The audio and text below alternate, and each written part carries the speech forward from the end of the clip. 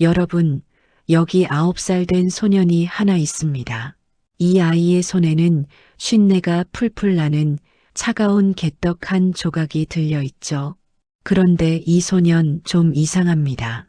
배가 고파 죽을 지경인데도 그 귀한 개떡을 먹지 않고 사람들이 쓰레기라며 내던진 비린내. 나는 생선 대가리와 바꾸기 시작합니다. 저런 머저리 같은 놈, 개떡을 버리고 쓰레기를 줍다니. 한양의 내로라 하는 거상 장대감은 거지 근성은 못 속인다며 혀를 찼죠. 하지만 20년 뒤 이 소녀는 조선의 모든 상권을 발 아래 둔 이름만 들어도 벌벌 떠는 금륜상단의 대주인이 되어 돌아옵니다. 모두가 코를 막고 피했던 그 생선 대가리 속에 도대체 어떤 황금이 숨겨져 있었던 걸까요? 아무도 거들떠보지 않던 버려진 땅을 금싸라기 땅으로 바꾼 9살 소년의 소름 돋는 통찰력. 개떡으로 조선 최고의 거부가 된 남자, 두억의 경이로운 성공 신화가 지금 시작됩니다. 개떡으로 황금을 만든 소년 한양을 뒤흔든 거부가 되다 여러분, 혹시 다른 사람들은 미처 알아채지 못하는 숨겨진 진정한 가치를 단번에 꿰뚫어 본 적 있으세요? 본격적인 사연 시작. 전 구독과 좋아요 한 번씩 부탁드립니다. 오늘은 9살이라는 어린 나이에 두억이라는 소년이 모두가 아무렇게나 버린 하찮은 쓰레기, 더미 속에서 마치 빛나는 황금을 찾아낸 것 같은 충격적이면서도 놀라운 이야기를 들려드리려고 합니다. 정말 흥미로운 이야기이지요? 한양의 시장은 언제나 그랬듯이 아침부터 활기찬 에너지가 가득했어요. 왁자지껄한 사람들의 말소리, 짐을 옮기는 상인들의 우렁찬 구호 소리, 그리고 온갖 물건들이 부딪히는 소리들이 뒤섞여 하나의 거대한 교향곡을 만들어내고 있었어요. 각 구운 빵 냄새와 신선한 채소 향, 그리고 저 멀리서 풍겨오는 해산물이 비릿한 내음까지 오감을 자극하는 복합적인 향기들이 공기 중에 가득했답니다. 하지만 이런 시끌벅적한 시장의 한참 구석진 곳, 사람들의 발길이 잘 닿지 않는 어둑하고 조용한 자리에 언제나 같은 모습으로 9살의 어린 두억이가 쭈그리고 앉아 있었어요. 마치 세상의 모든 짐을 짊어진 듯 그의 작은 어깨는 잔뜩 움츠러들어 있었고 언제나 꾸부정한 자세로 바닥만을 응시하고 있었지요. 그의 작고 거친 손에는 늘 쉰내가 진동하는 차갑게 굳어버린 개떡 한 조각이 들려 있었어요. 그 개떡은 아침마다 그가 간신히 얻어오는 유일한 양식이었고 그의 삶의 전부라고 해도 과언이 아니었답니다. 두억이는 그 작은 개떡을 조심스럽게 내밀어 사람들에게는 더 이상 쓸모없다고 여겨져 버려진 생선 대가리들을 받아 모으곤 했어요. 그의 눈빛은 개떡을 내미는 순간에도 마치 보물이라도 되는 양 생선 대가리를 쫓아 움직였지요. 온갖 비린내가 코를 찔러 미간을 찌푸리게 하는 시장 한복판에서 대부분의 상인들은 두억이의 기이한 행동을 볼 때마다 대놓고 코를 막거나 때로는 고개를 저으며 비웃음을 터뜨리곤 했어요. 저 아이 도대체 왜 저러는 걸까요? 하는 수군거림이 늘 그의 등 뒤를 따라다녔답니다. 특히 시장에서 가장 번듯하고 큰 상단을 운영하며 모두에게 존경을 받는 장대감은 두억이를 볼 때마다 늘 혀를 찢찢 차며 불쾌한 표정을 감추지 못했어요. 그의 잘 차려입은 비단 옷과 기름진 얼굴은 두억이의 낡은 옷과 대비되어 더욱 눈에 띄었지요. 쯧쯧, 저 어린 것 좀 보십시오. 남들이 더럽다며 버린 쓰레기를 보물인 양 그렇게 소중히 모으고 있지 않습니까? 정말 어리석기 짝이 없어요. 저러니 평생을 거짓 신세를 면치 못할 것입니다. 불쌍해서 눈 뜨고 볼 수가 없군요. 장대감은 코웃음을 쳤어요. 그의 목소리에는 명백한 조롱과 경멸이 섞여 있었고 그 차가운 시선은 두어기의 낡은 옷차림과 작은 몸집을 훑어보았답니다. 장대감은 속으로 저런 아이는 아무리 잘해줘도 결국 저 신세를 면치 못할 거야. 저런 행동으로 뭘 할 수 있다고 저러는 걸까? 한심하기 짝이 없군 하고 생각했어요. 그의 입술은 미세하게 비틀렸고 콧수염이 살짝 움찔거렸지요. 시장 한 구석에서 낡은 좌판을 지키며 작은 나무를 팔고 있던 박노파 역시 한숨을 크게 내쉬며 고개를 설레설레 저었어요. 그녀의 쭈글쭈글한 얼굴에는 안쓰러움보다는 오히려 깊은 경멸과 답답함이 먼저 스치는 듯 보였답니다. 그녀의 시선은 두어기의 깡마른 등을 쏘아보고 있었어요. 어휴, 저러다 비린내에 쩔어 몸에 병이라도 들면 어쩌려고 저러는 걸까요? 쯧쯧, 개떡 한 조각이 그리 귀한가 싶기도 하고 저렇게 버려진 것들만 쫓아다니니 정말 안타까워요. 어휴, 저런 쓸데없는 짓은 그만하면 좋으련만 정말 답답하네요. 박노파는 한마디 한마디 내뱉을 때마다 입술을 꾹 다물었고 깊게 패인 미간 주름이 더욱 선명해지는 듯 했어요. 그녀는 두어기의 미래가 보이지 않는 듯 절망적인 표정을 지었지요. 하지만 두어기는 그들의 비웃음과 차가운 시선 그리고 한숨 소리에도 조금도 아랑곳하지 않는 듯 보였어요. 그의 앳된 얼굴에는 아무런 표정, 변화도 찾아볼 수 없었답니다. 마치 세상의 모든 소리와 시선이 그에게는 닿지 않는 것처럼 그는 오직 자신의 작은 손 안에 들어온 생선 대가리에만 온 신경을 집중하고 있었어요. 그는 생선 대가리 하나하나를 마치 귀한 보석이라도 되는 양 아주 소중하게 받아들고는 이리저리 살펴보았답니다. 그의 작고 깊은 눈빛 속에는 남들이 아무도 보지 못하는 어쩌면 보려고 하지도 않는 무언가를 꿰뚫어 보는 듯한 깊고도 신비로운 해안이 담겨 있었어요. 그의 눈은 시장의 번잡함 속에서도 흔들림 없이 한 곳을 응시하고 있었지요. 과연 9살의 어린 두어기는 모두가 쓰레기라고 치부하는 그 생선 대가리 속에서 무엇을 보고 있었던 걸까요? 그의 작은 심장 속에는 어떤 비밀이 숨겨져 있었을까요? 정말 궁금해지는 이야기였답니다. 두억은 며칠에 걸쳐 시장 바닥에서 한데 모은 수백 개의 생선 대가리들을 커다란 광주리에 가득 짊어지고 있었어요. 그의 어린 어깨에는 그 무게가 얼마나 버겁게 느껴졌을까요? 등골을 타고 땀방울이 흘러내렸지만 그의 작은 등은 거대한 짐에 눌려 위태로워 보였어도 단 한 번도 주저앉거나 약한 모습을 보인 적이 없었답니다. 시장 사람들은 그저 저 아이가 또 쓰레기를 줍는구나 하고 혀를 끌끌 차곤 했어요. 그들의 경멸 섞인 시선이 따가웠지만 두억은 아랑곳하지 않았어요. 그는 오직 앞만 보고 묵묵히 걸어나갔어요. 발걸음을 옮길 때마다 삐걱거리는 광주리에서 역한 비린내가 코를 찔렀지만 두억의 마음속에는 이미 전혀 다른 향기가 피어오르고 있었답니다. 그는 번잡한 한양, 도성을 벗어나 인적이 드문 외곽의 외딴 움막으로 향했어요.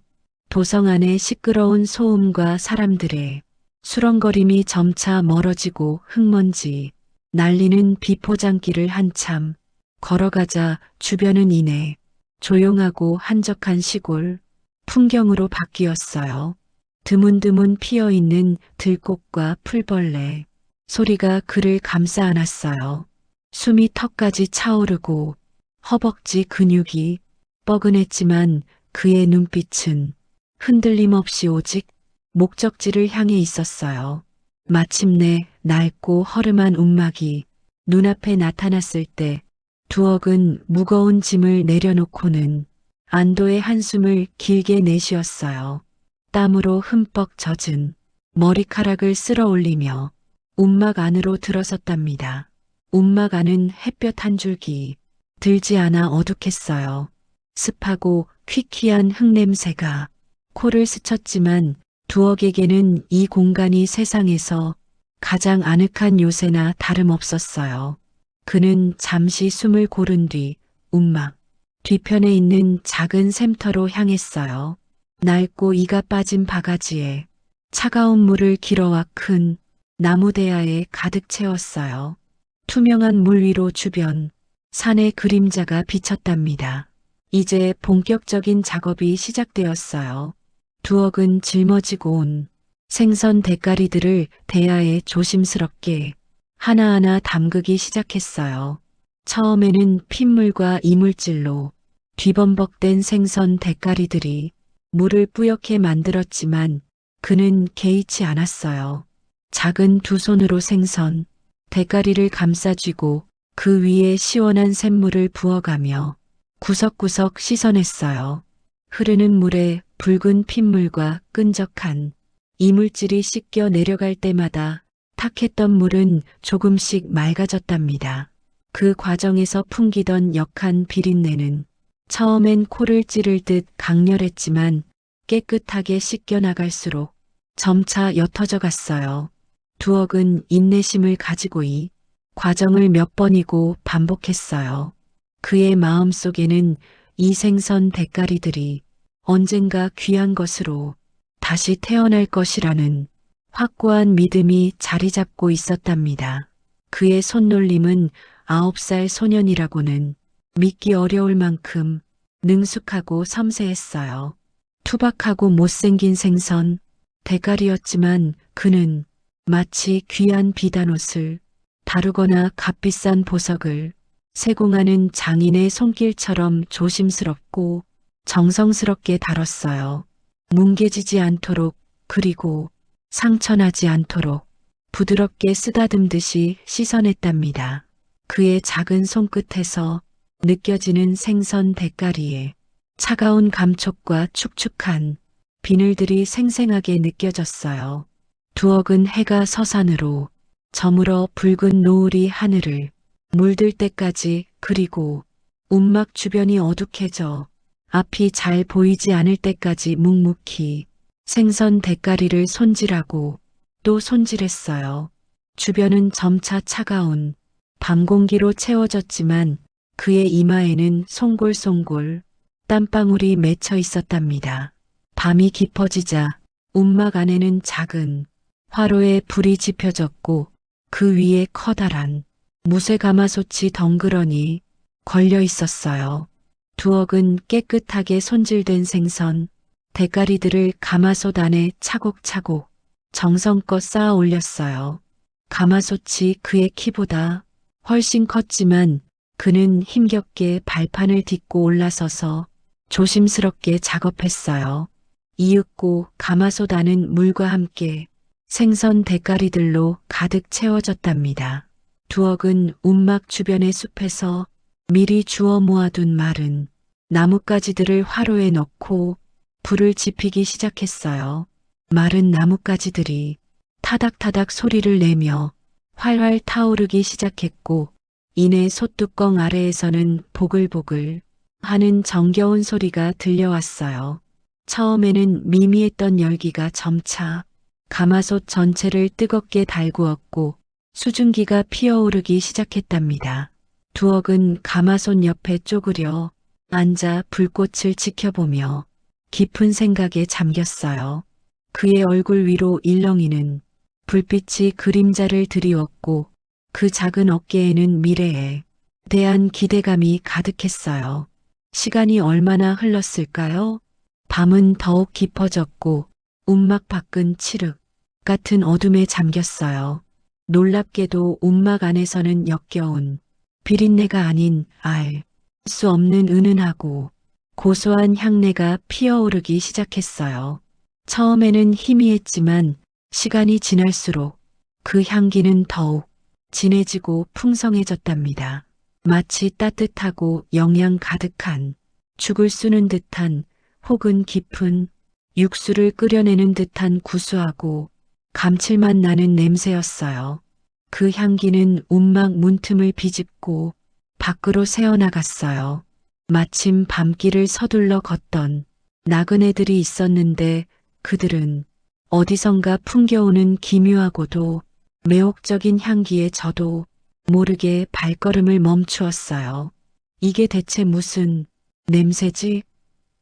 이 허름한 움막에서 이렇게 좋은 냄새가 날 리가 없는데 하며 고개를 갸웃거렸어요. 한 나그네는 코를 킁킁거리며 움막 쪽을 흘긋거리기도 했고 다른 나그네는 한참을 서서 그 향기를 음미하는 듯 했답니다. 그들은 호기심 어린 눈빛으로 움막을 바라보다가 이내 발걸음을 재촉했어요. 그들에게 이 향기는 하룻밤 꿈처럼 신비로운 경험이었을 거예요. 두억의 눈빛은 활활 타오르는 화로의 불꽃처럼 뜨겁게 빛나고 있었어요. 그의 입가에는 알 수 없는 미소가 번졌고 작은 심장이 쿵쾅거렸어요. 이 알 수 없는 향기가 그동안 모두가 쓰레기라고 무시했던 것들이 실은 귀한 가치를 품고 있다는 것을 증명하고 있었답니다. 그의 비밀스러운 계획이 단순한 쓰레기 수집이 아님을 세상에 보여줄 수 있는 순간이 오고 있다는 것을 이 향기가 말해주고 있었어요. 과연 이 외딴 움막 안에서는 어떤 기묘하고도 놀라운 변화가 일어나고 있는 걸까요? 두억의 다음 계획은 무엇이었을까요? 모두가 숨죽여 지켜보고 있었어요. 며칠 밤낮을 감아서 앞에서 지새운 두억은 이제 눈꺼풀이 천근만근 무거웠지만 왠지 모를 설렘에 쉬이 잠들 수 없었어요. 움막 안은 장작 타는 냄새와 뜨거운 수증기로 가득했고 새벽의 차가운 공기와 가마솥의 뜨거운 열기가 묘하게 섞여 있었답니다. 굴뚝으로 희미한 달빛이 새어 들어오는 이른 새벽녘 마침내 가마솥이 뚜껑을 여는 순간이었어요. 후끈한 열기가 얼굴을 강하게 스쳤고 더 이상 지독한 비린내가 아닌 코끝을 간지리는 오묘하고 깊은 향기가 뭉게뭉게 피어올랐답니다. 가마솥 안에는 뿌옇고 탁하던 액체가 맑고 투명한 황금빛으로 변해 있었고 바닥에는 바싹 말라 부서진 생선 뼈들이 소리 없이 조용히 가라앉아 있었답니다. 두억은 떨리는 손으로 나무 주걱을 들어 그 황금빛 액체를 조심스럽게 떠보았어요. 주걱 끝에서 투명하게 흘러내리는 기름은 마치 작은 보석처럼 반짝였답니다. 그 맑고 깨끗한 빛깔에 두억은 그제야 자신이 상상했던 바로 그 결과물을 손에 넣었다는 확신이 들었어요. 고된 노동의 끝에 찾아온 이 작은 성공은 9살 소년의 마음에 형언할 수 없는 희열을 안겨주었답니다. 몸은 천근만근 지쳐 있었지만 마음만은 그 어느 때보다 가볍고 희망에 가득 찼답니다. 이 모든 과정이 마치 마법 같았다고 생각했어요. 이 소중한 기름을 담기 위해 두억은 미리 시장에서 주워온 모양은 제각각이지만 깨끗하게 씻어 말려둔 작은 유리병들을 꺼냈어요. 빛바랜 유리병들이지만 두억의 손길이 닿자 마치 귀한 보석처럼 보였답니다. 마치 귀한 약재를 담듯 그는 한 방울이라도 흘릴까 노심초사하며 조심스럽게 어유를 병마다 옮겨 담았어요. 투명한 유리병 속에서 반짝이는 황금빛 어유는 정말 아름다웠답니다. 이제 비린내는 온데간데 없고 은은하면서도 깊고 신비로운 향이 움막 가득히 퍼져나갔어요. 이 향은 마치 숲속의 풀내음 같기도 하고 잔잔한 꽃잎의 향 같기도 해서 맡을수록 마음이 편안해지는 느낌이었답니다. 사람들은 이 어유가 여인들의 피부를 곱게 만드는데 으뜸이라는 소문을 내기 시작했어요. 처음엔 반신반의했지만 소문을 듣고 찾아온 여인들이 직접 써보고는 그 효과에 깜짝 놀랐다고 전해졌답니다. 두억은 이 귀한 어유를 한양의 양반가 부인들에게 은밀히 팔기 시작했어요. 해가 지고 밤이 이슥해지면 그는 그림자처럼 부잣집 담벼락 아래를 조용히 오갔고 약속된 시간에 맞춰 쪽문 앞에서 기다렸답니다. 찬 바람이 불어왔지만 두억은 작은 유리병들을 품에 꼭 안고 꿋꿋하게 기다렸어요. 처음에는 한두 명의 부인이 호기심 반 의심 반으로 어유를 사갔어요. 그들은 혹시나 하는 마음에 몰래 사용해 보았는데 며칠이 지나자 거짓말처럼 얼굴에 생기가 돌고 피부가 부드러워지는 것을 직접 경험하게 되었답니다. 거울을 들여다보며 자신의 변화에 놀라움을 금치 못하는 부인들의 얼굴에는 잔잔한 미소가 번졌어요.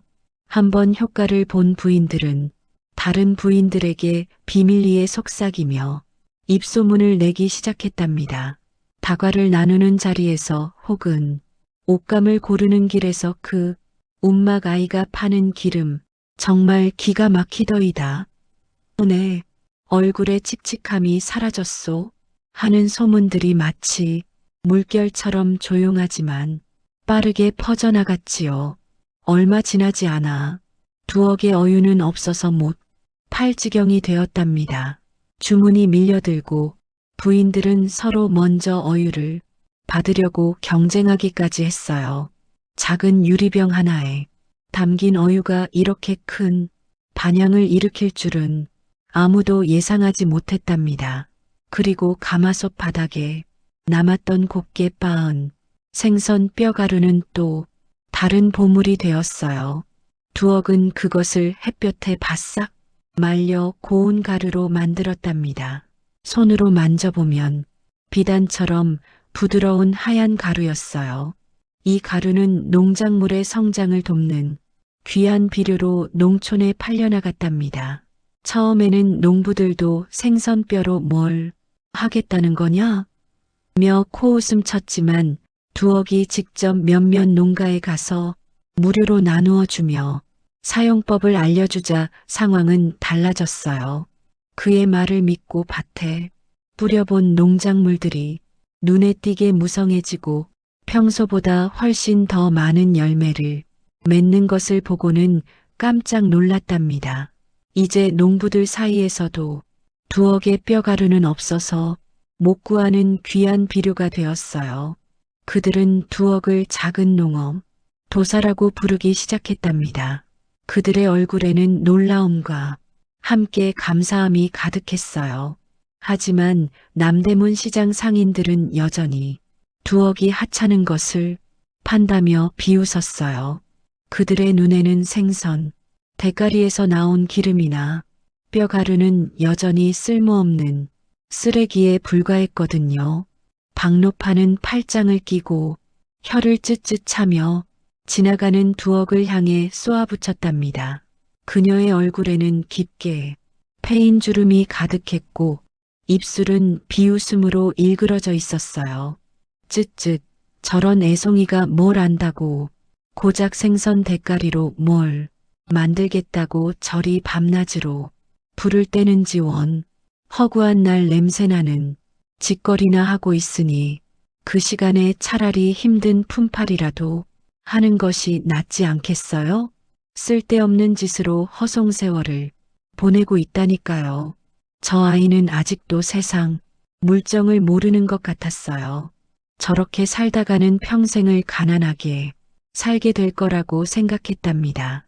박노파는 두억이 어깨에 짊어진 작은 광주리를 힐끗 보며 못마땅한 표정을 지었답니다. 그녀의 시선은 마치 가시처럼 두억의 등을 찔렀어요. 시장 상인들도 박노파의 말에 동조하며 웅성거렸답니다. 9살짜리가 뭘 하겠어. 그냥 버려진 생선 찌꺼기 아니냐.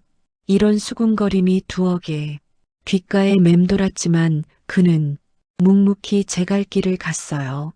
그의 어린 얼굴에는 미세한 흔들림조차 보이지 않았답니다. 그저 그의 눈빛만이 흔들림 없이 앞을 응시하고 있었어요. 특히 장대감은 두억이 겨우 몇 푼 버는 것을 보며 큰 소리로 코웃음을 쳤답니다. 그의 화려한 비단 옷은 시장에 먼지투성이 공간과 너무나도 대비되었고 그의 넉넉한 뱃살은 부유함을 과시하는 듯했어요. 그는 두툼한 손으로 배를 툭툭 치며 거만하게 웃었답니다. 곁에 서 있던 그의 수아들도 덩달아 웃음을 터뜨렸어요. 흐흐흐, 저것 좀 보게나. 고작 비린내 나는 기름 몇 병 팔아서 부자가 될성 싶으냐? 천만에, 네, 상단에서 하루에 버는 돈이 저 아이가 1년을 꼬박 벌어도 못 미칠 걸세. 여전히 어리석은 짓만 골라 하는군. 저런 하찮은 것에 매달리다니 쯧쯧. 평생 가난을 못 면할 것이라고 생각했답니다. 세상의 이치를 전혀 모르는 어린아이일 뿐이었어요. 장대감은 코를 찡긋거리며 마치 비린내가 진정으로 나는 것처럼 손을 휘휘 저었답니다. 그의 주변을 둘러싼 상인들도 장대감의 말에 덩달아 웃으며 두억을 조롱했어요. 그들의 웃음소리는 시장의 소음 속에서도 유독 크게 들려왔답니다. 하지만 두억은 그들의 비웃음 속에서도 묵묵히 자신의 길을 걸었어요.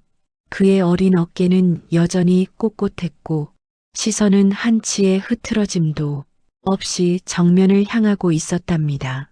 그의 마음 속에는 비웃음이 아닌 굳건한 확신이 자리 잡고 있었어요. 사람들의 비웃음은 마치 빗물처럼 그의 등 뒤로 스쳐 지나갈 뿐이었지요. 대신 그의 주머니에는 매일같이 묵직한 엽전들이 쌓여갔고 짤랑거리는 소리는 두억에게는 가장 아름다운 음악 같았답니다. 어린 나이에 이룬 작은 성공은 그의 끈질긴 인내심에 거대한 확신을 심어주었어요. 내가 옳았다는 조용한 외침이 그의 마음속에서 메아리 쳤답니다. 그의 눈빛은 더욱 깊고 단단해졌어요. 두억은 자신만의 방식으로 그 누구도 예상치 못한 방법으로 불을 쌓아가기 시작했답니다. 그의 손은 점점 더 단단해졌고 그의 눈은 더욱 빛났어요. 매일 밤 엽전을 헤아리며 그는 깊은 생각에 잠기곤 했어요. 엽전 하나하나가 단순한 돈이 아니라 미래를 위한 벽돌이라고 생각했답니다. 과연 두억은 이 차곡차곡 쌓아 올린 돈으로 무엇을 할 작정일까요? 그의 가슴 속에는 이미 하나의 그림이 뚜렷하게 그려져 있었을 거예요. 지난번 생선 대가리 사업으로 두억이가 어렵게 번 돈은 정말이지 허투루 쓰이지 않았어요. 그 작은 손으로 땀 흘려 벌었던 소중한 돈이었으니까요. 두억이는 그 돈을 품에 꼭 안고는 틈만 나면 한양 외곽을 혼자서 조용히 헤매고 다녔답니다. 그의 눈길이 머문 곳은 언제나 황량하고 쓸모없이 버려진 돌밭들이었어요. 바람이 스산하게 불어오는 그곳에는 풀한 폭이 제대로 자라지 못하는 흙과 바위뿐이었죠. 흙먼지가 날리고 쨍한 햇볕 아래 돌들은 뜨겁게 달궈져 있었어요. 두억이는 발바닥에 땀이 나도록 몇 날 며칠을 그렇게 걸어 다녔어요. 그의 눈에는 그저 척박한 땅이 아닌 무언가 다른 가치가 보이는 듯 했어요.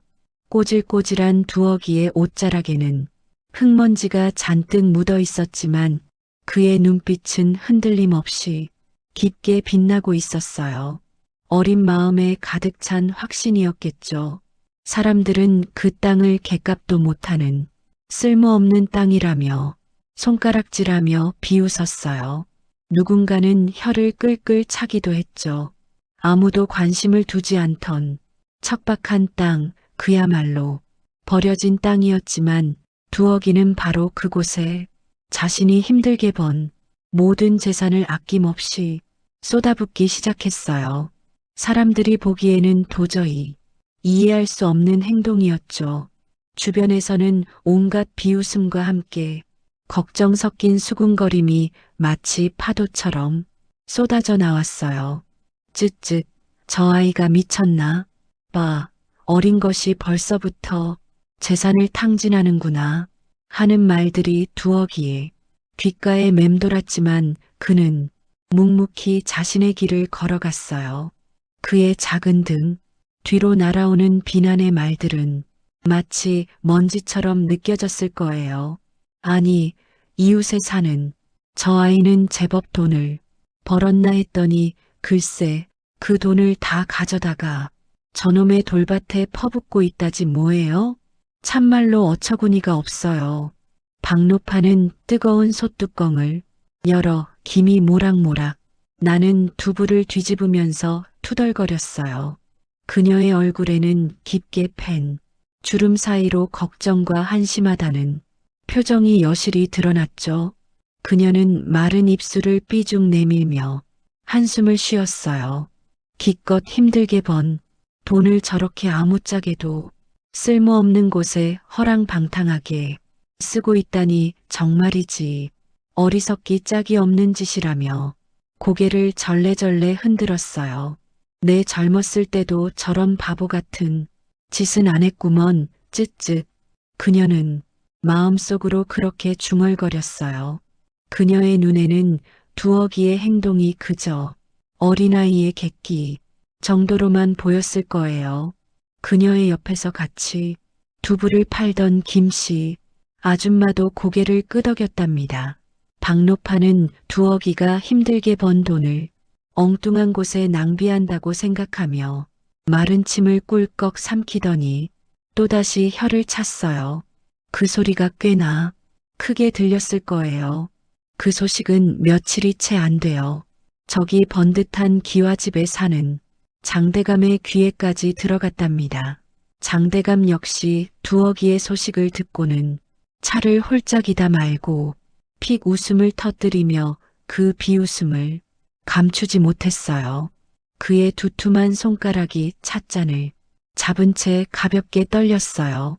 그의 널찍한 이마에는 주름이 잡혔고 얇은 입술은 경멸하는 듯 살짝 올라가 있었답니다. 내가 그럴 줄 알았네. 거참 사람의 거지 근성은 어디 가지 않는 법이라니까. 장대감은 비단옷 소매로 입가를 가볍게 닦으며 느긋하게 말했어요.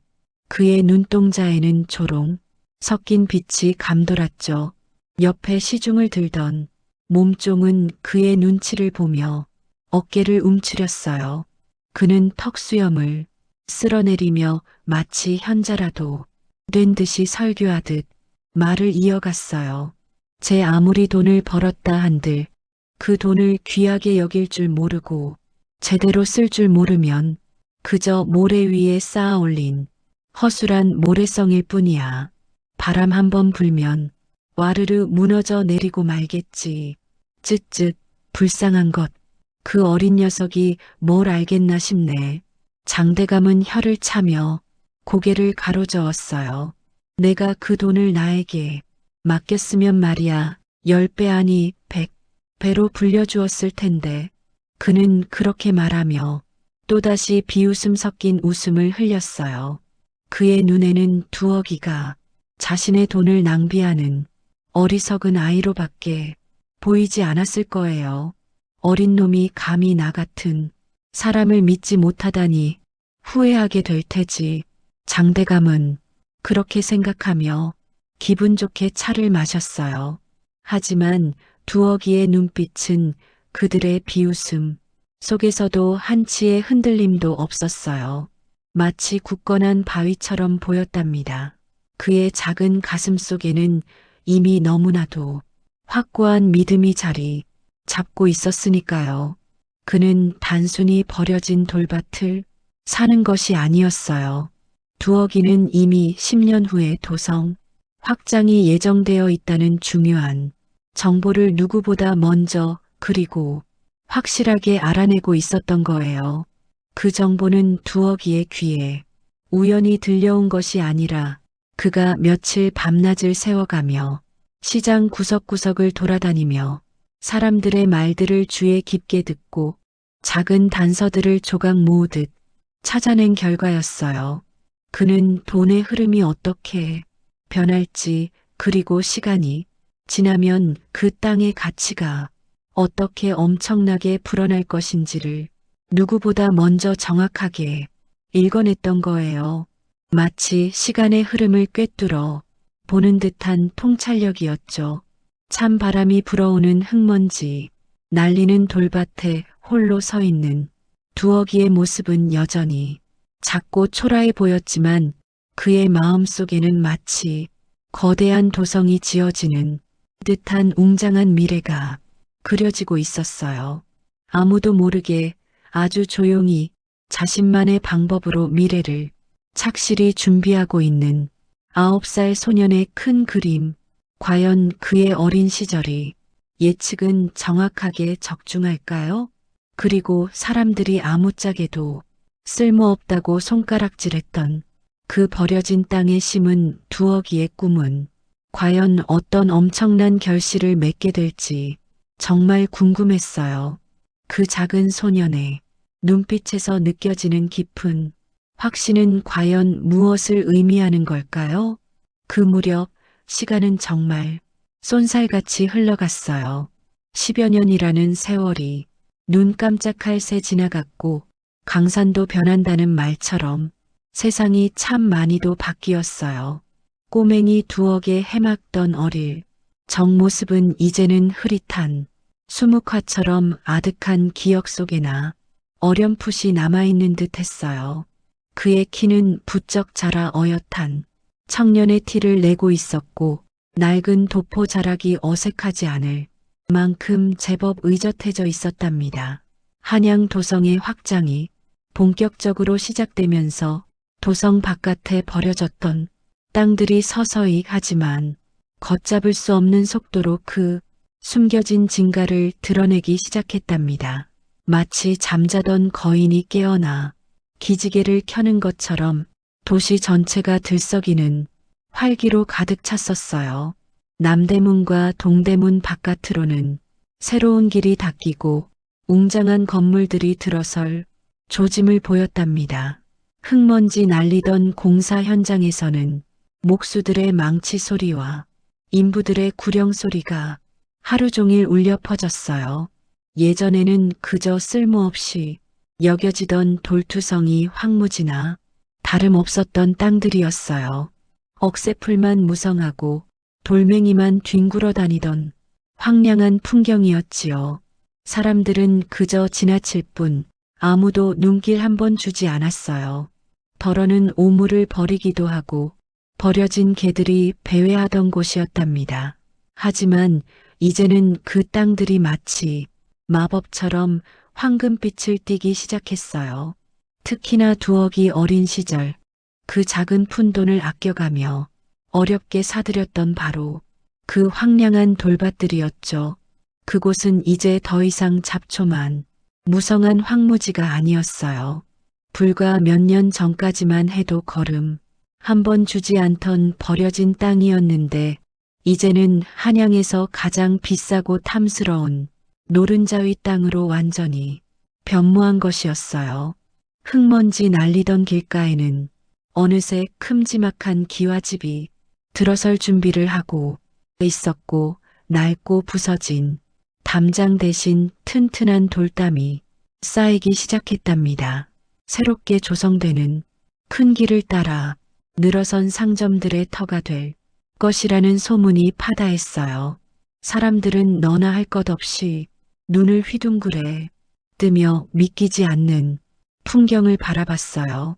이른 아침 시장에 나온 상인들은 짐을 풀기도 전에 삼삼오오 모여 땅값 이야기를 주고받았어요. 남대문 시장은 매일매일 땅값 이야기로 시끄러웠어요. 왁자지껄한 상인들의 목소리가 젓갈 냄새와 뜨거운 찹쌀떡 냄새 사이로 섞여 공중에 울려 퍼졌지요. 저마다 아니 그 돌밭이 그렇게 올랐다지 않아? 하고 고개를 갸웃거렸어요. 누군가는 눈을 비비며 몇 배가 아니라 몇십 배가 올랐다던데요? 하고 믿기지 않는 소문을 전하기도 했답니다. 누가 그 땅을 샀을까? 정말이지. 타고난 운이 좋은 사람이다 라며 감탄사가 여기저기서 터져나왔어요. 그들은 익명의 땅 주인이 하룻밤 사이에 그야말로 엄청난 부를 거머쥐었다는 소식에 놀라움을 금치 못했어요. 옹기종기 모여 앉아 시세를 주고받는 그들의 얼굴에는 부러움과 시샘이 뒤섞여 있었고 그 밑바닥에는 자신들의 어리석음을 후회하는 알 수 없는 그림자가 짙게 깔려 있었어요. 누군가는 팔짱을 끼고 허공을 응시하며 깊은 한숨을 쉬었고 누군가는 자신의 무릎을 찰싹 때리며 뒤늦은 탄식을 내뱉었답니다. 입술을 깨물며 내가 그때 왜 사지 않았을까 하는 후회가 그들의 심장을 쿵 하고 내려앉게 했어요.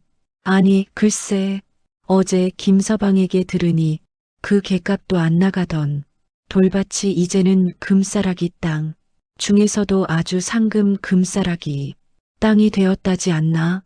쯧쯧 이걸 어쩌면 좋누. 내가 그때 한두 잎이라도 던져서 사뒀어야 했는데 정말이지. 이 미련한 놈의 머리통 같으니라고 장대감은 굵은 손가락으로 연신 혀를 끌끌 차며 아쉬움을 감추지 못했어요. 그의 투박한 얼굴에는 노란 기름기가 번들거렸고 툭 튀어나온 눈은 탐욕스러운 빛으로 이글거리고 있었답니다. 그는 한 손으로 부채를 흔들며 시장의 소음을 잠시 잊으려는 듯 했지만 그의 귀에는 온통 땅값 이야기만 맴도는 것 같았어요. 몇 년 전 그 땅이 정말 헐값에 나왔을 때 그는 그저 쓸모없는 돌밭이라며 코웃음 쳤던 기억이 떠올라 속이 쓰렸어요. 그때 그 작은 돈을 아끼려다 얼마나 큰 기회를 놓쳤는지 생각하니 그야말로 배가 아파서 견딜 수가 없었답니다. 자신의 무릎을 탁 치며 그때 내가 왜 그리 눈치가 없었을꼬 하고 중얼거렸어요. 어쩐지 오늘따라 씨앗 파는 안악의 목소리도 떡 파는 아주머니의 흥정 소리도 모두 자신을 비웃는 것처럼 들리는 듯했어요. 그러게 말이에요. 장대감 나으리. 누가 그리 성견지명이 있었대요? 누가 그랬대요 도대체? 그저 운이 좋았던 것일까? 아니면 정말로 앞날을 내다보는 신통력이 있었을까요? 그때 내가 그 소문을 듣고 샀어야 했는데 아유 정말 이놈의 팔자야. 이놈의 망할 팔자 같으니 내가 그 돈으로 쌀 한 가만이라도 더 사 먹을 생각을 했으니 말이에요. 박노파는 굽은 허리를 더욱 숙이며 주름진 손으로 연신 가슴을 쳤어요. 그녀의 목소리는 희미하게 떨렸고 깊게 패인 주름살 사이로 근심이 드리워져 있었답니다. 얇은 무명 치마자락을 잡고 바들바들 떠는 모습이 안쓰럽기 그지없었어요. 그녀는 젊은 시절부터 시장 바닥에서 잔뼈가 굵었지만 이토록 엄청난 한 방은 본 적이 없었어요. 그때 누군가 돌밭을 사들인다는 소문을 들었을 때 그녀는 그저 세상 물정 모르는 얼간이 짓이라고만 생각했었어요. 그 돈으로 차라리 국밥이나 한 그릇 사 먹지 누가 저런 쓸모없는 땅에 돈을 버릴까 하고 생각했던 기억이 선명했어요. 이제 와서 생각해보니 그 얼간이가 바로 지혜로운 현인이었던 것이지요. 자신의 좁은 시야를 한탄하며 박노파의 눈가에는 맺히지 않은 눈물방울이 아롱거리는 듯 했어요. 부러움과 후회가 뒤섞여 그녀의 가슴을 짓눌렀답니다. 그들은 그 익명의 땅 주인이 누군지, 어디 사는 누구인지 애타게 궁금해했어요. 그저 하늘이 점지해준 운이 좋았던 것일까, 아니면 남들이 미처 보지 못하는 것을 꿰뚫어 보는 남다른 해안이 있었던 것일까. 시장에는 뜬 소문만 무성할 뿐 진실은 여전히 두꺼운 베일에 겹겹이 쌓여 있었답니다. 사람들은 그 신비로운 부자가 대체 누구인지 꿈속에서라도 그 정체를 알고 싶어하며 잠 못 이루는 밤을 보냈어요.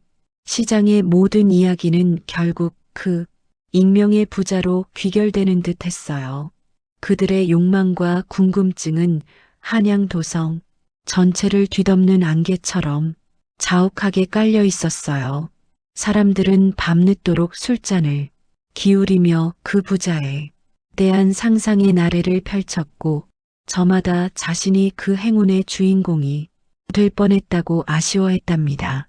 그로부터 또다시 10여 년이라는 시간이 눈 깜짝할 새 휙 지나가 버렸어요.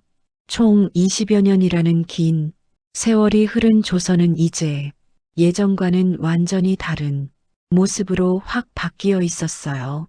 한양의 거리는 발 디딜 틈없이 더욱 번성했고, 전국 팔도에는 듣도 보도 못했던 새로운 상업의 물결이 거세게 일어났답니다. 사람들의 얼굴에는 생기가 넘쳐 흘렀고, 어쩐지 활기찬 기운이 사방에 가득했어요.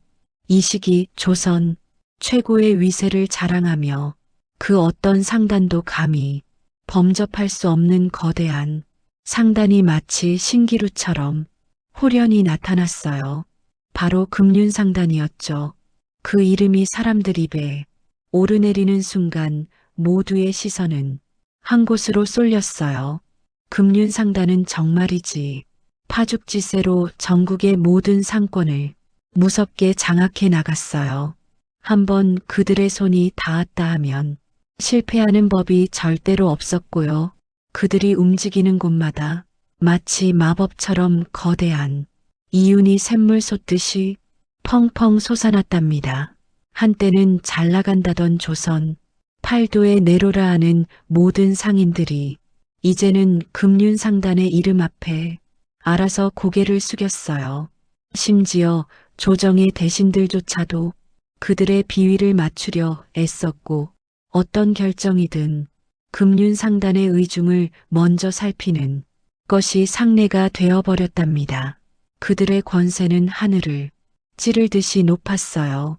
백성들은 그들의 놀라운 수완에 혀를 내둘렀고요. 부러움과 경외심이 섞인 눈빛으로 금륜상단의 존재를 바라보았어요. 하지만 그렇게 엄청난 부와 권력을 손에 쥐고 있는 그 상단을 이끄는 주인은 여전히 두꺼운 베일에 쌓여 있었어요. 도대체 아무도 그의 얼굴을 본 사람이 없었고요. 그의 이름조차 감히 입에 올리는 것을 사람들은 두려워했어요. 사람들은 그저 금륜상단의 대주인이라는 호칭으로만 그를 칭할 뿐이었답니다. 마치 존재하지만 존재하지 않는 듯한 신비로운 인물이었어요. 그의 정체에 대한 궁금증은 조선 전역을 뒤덮는 거대한 물결처럼, 혹은 걷잡을 수 없는 들불처럼 빠르게 퍼져나갔답니다. 사람들은 모이면 금륜상단에 대주인에 대한 이야기를 늘어놓았고, 저마다의 상상력을 동원해 그가 누구일지에 대한 갖가지 추측을 내놓았어요. 그에게는 어떤 사연이 있을까, 어떤 삶을 살아왔을까 하는 궁금증이 모두의 마음속에 따리를 틀었답니다. 대체 금륜상단의 대주인이 누구란 말이오? 그 엄청난 부와 권세를 쥐고서도 얼굴 한번 제대로 드러내지 않으니 필시 하늘에서 내려온 신선이 아닐까 싶소. 정말 세상에 이런 인물이 또 있을까 싶어요.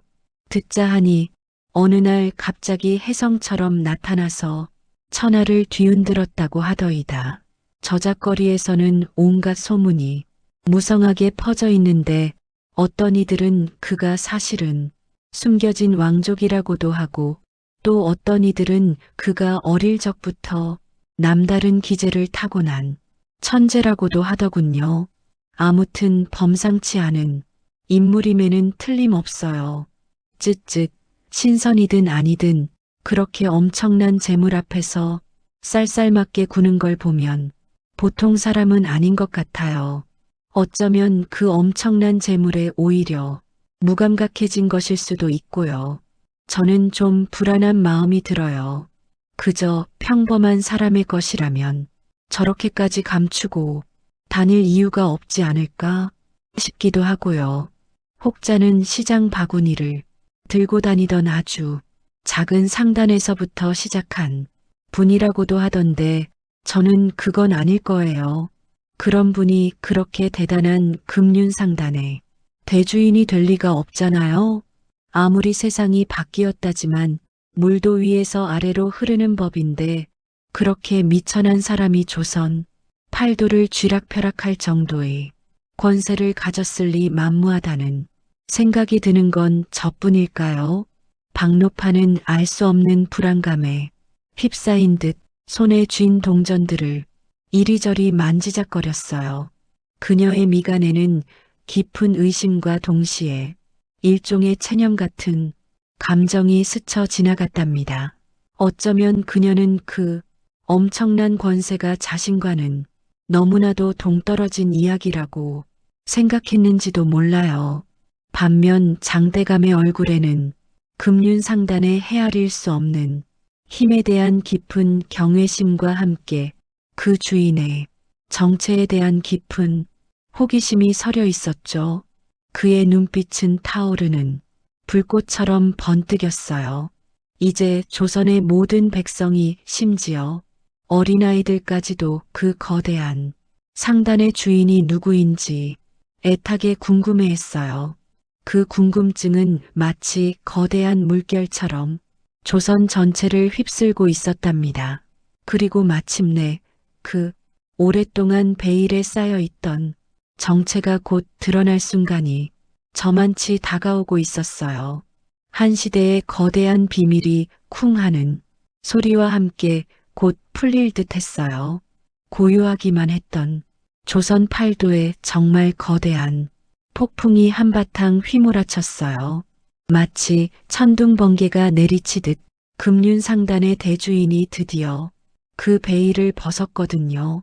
세상에 그의 정체가 널리 알려지자 모든 사람들의 입이 그야말로 떡 벌어졌답니다. 아니, 금륜상단의 주인이 바로 예전의 남대문 시장을 정처 없이 떠돌던 그 9살짜리 거지 소년 두억이었다는 정말 충격적인 소문이 삽시간에 여기저기 퍼져나가기 시작했어요. 사람들은 처음에는 그저 헛소문이라고 절대로 믿지 않으려고 했어요. 보잘것없던 어린아이가 조선 최고의 거부가 되어 돌아왔다는 이야기는 한낱 지어낸 듯한 허황된 꿈처럼 들렸으니까요. 그들의 눈빛은 의심으로 가득했어요. 하지만 얼마 지나지 않아 그 소문이 사실임을 증명하는 확실한 증거와 옛날부터 그를 기억하던 증인들이 하나둘씩 속속 나타나기 시작하면서 사람들은 그제야 경악을 금치 못했답니다. 모두가 쓰레기라고 버려두었던 것들 속에서 진정한 가치를 찾아내고 쓸모없다고 여겨지던 버려진 돌밭을 끈기와 노력으로 금싸라기 같은 땅으로 만든 바로 그 아이가 이제는 조선의 경제를 좌지우지하는 거대한 인물이 되어 나타난 것이었어요. 이 소식에 남대문 시장은 그야말로 충격과 혼란의 도가니에 휩싸였어요. 과거에 두어기를 함부로 조롱하고 비웃었던 장대감과 그를 따르던 여러 상인들은 얼굴이 순식간에 잿빛으로 변했답니다. 그들은 창백한 얼굴로 서로를 바라보며 불안에 떨었어요. 설마 그 아이가 하는 생각들이 그들의 머릿속을 가득 채웠을 거예요. 두어기가 나타났다는 소식이 기정사실이 되자 그들은 앞다투어 마치 약속이라도 한 듯 그의 거대한 저택으로 미친 듯이 달려갔어요. 저택의 소슬대문은 마치 하늘에 닿을 듯 높고 웅장했어요. 잘 가꿔진 정원에서는 낯선 꽃향기가 은은하게 풍겨왔고 기와지붕 위로는 고고한 학 한 마리가 한가로이 날아가는 모습이었어요. 그 번듯하고 화려한 비단옷을 입고 어깨를 당당하게 펴고 의젓한 태도로 자신들을 내려다보는 두어기의 모습 앞에 장대감은 그만 주저앉아 무릎부터 꿇어버렸답니다. 그의 얼굴에는 오랜 세월 동안 쌓아 올렸던 거만함과 오만함 대신 이제는 비굴함과 이루 말할 수 없는 후회만이 가득했어요. 그의 쭈글쭈글한 손은 연신 바닥을 짚으며 떨렸어요. 대주인 나으리, 소인이 정말 죽을 죄를 지었사옵니다. 부디 너그러이 소인을 용서해 주시옵소서. 그때 제가 어리석게도 정말 어리석게도 나으리의 진가를 미처 몰라 뵙고 크흑 죄송합니다요. 장대감의 목소리는 흐느낌에 섞여 심하게 떨렸어요. 그의 눈에서는 이제껏 본 적 없는 후회의 눈물이 주르륵 흘러내리고 있었답니다. 그의 옆에 서 있던 늙은 상인도 질세라 땅바닥에 엎드려 머리를 조아렸어요. 나으리, 저희의 무지몽매함을 용서해 주십시오. 감히 저희가 나으리를 비웃다니 정말이지 죽을 죄를 지었사옵니다. 저희를 벌해주세요. 그때 저 뒤편에서 허둥지둥 달려오던 박노파의 얼굴이 보였어요. 그녀의 주름진 얼굴은 슬픔과 놀라움으로 가득했고 입술은 파르르 떨리고 있었어요. 그녀는 한참을 두어기를 멍하니 바라보다가 천천히 다가서며 그의 이름을 불렀어요. 두어가, 정말 내가 맞느냐? 박노파는 두어기를 보자마자 그 자리에서 하염없이 눈물을 쏟아냈어요. 그녀의 목소리는 너무나도 희미하게 떨렸고 어린아이처럼 울먹이고 있었답니다. 두어기는 아무런 표정, 변화 없이 그들을 서늘한 눈빛으로 한 명씩 천천히 훑어보았어요. 그의 깊은 눈동자 속에는 어린 시절 겪었던 상처와 배신감이 고스란히 담겨 있는 듯 했지만 이내 감정을 완전히 지운 채 단호하고 냉정한 목소리로 입을 열었답니다.